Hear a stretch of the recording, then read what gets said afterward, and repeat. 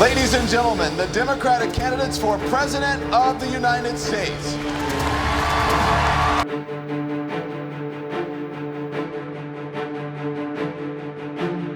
There are good people on this stage, but there are real differences. There is still a point of disagreement between he and I. That remains. Joe Biden told wealthy donors that nothing fundamentally would change if he were president. And under your plan, status quo, you do nothing to hold the insurance companies to task for what they have been doing to American families. Don't hear an answer from the vice president. I'm confused. I asked the vice president point blank, did he use his power to stop those deportations? He went right around the question. Mr. Vice President, you want to be president of the United States, you need to be able to answer the tough questions. I guarantee you, if you're debating Donald Trump, he's not going to let you off the hook. You can't have it both ways. You invoke President Obama more than anybody in this campaign. You can't do it when it's convenient and then dodge it when it's not. The vice president has still failed to acknowledge that it was wrong to take the position that he took at that time.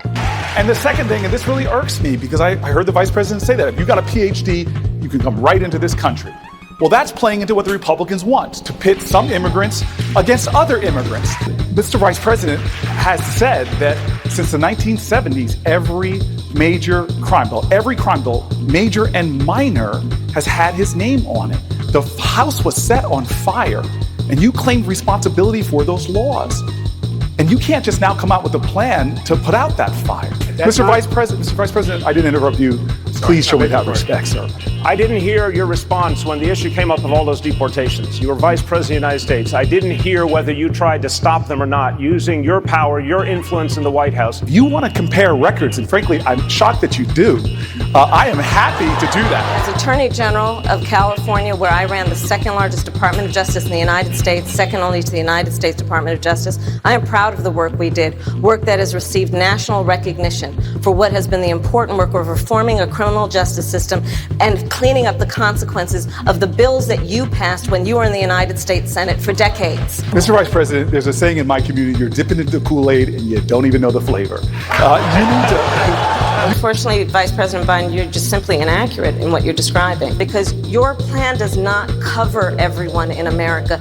By your staff's and your own definition, 10 million people, as many as 10 million people, will not have access to health care.